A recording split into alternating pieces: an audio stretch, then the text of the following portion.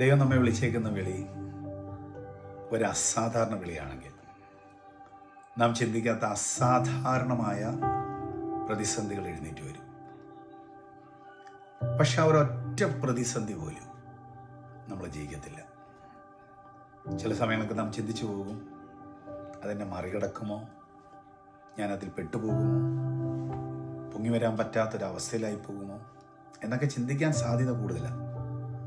പക്ഷെ ഒരു കാര്യം തിരിച്ചറിയുക, വിളിച്ചേക്കുന്ന ആൾ സാധാരണക്കാരനല്ല. നമ്മുടെ നാളുകളെ അറിയാവുന്ന, നമ്മുടെ ബലഹീനതകൾ അറിയാവുന്ന, നമുക്ക് ജയിക്കാൻ പറ്റാത്ത ഏറിയകൾ അറിയാവുന്ന ഒരാളാണ് നമ്മളെ വിളിച്ചേക്കുന്നത്.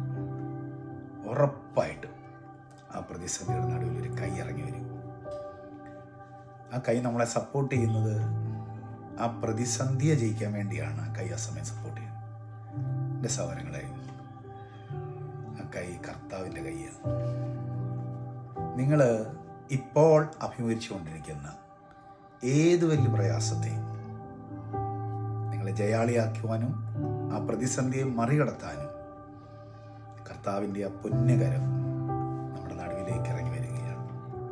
ആ കൈ നമുക്ക് ഒരുമിച്ച് അനുഭവിക്കാം. God bless you. ആമേൻ.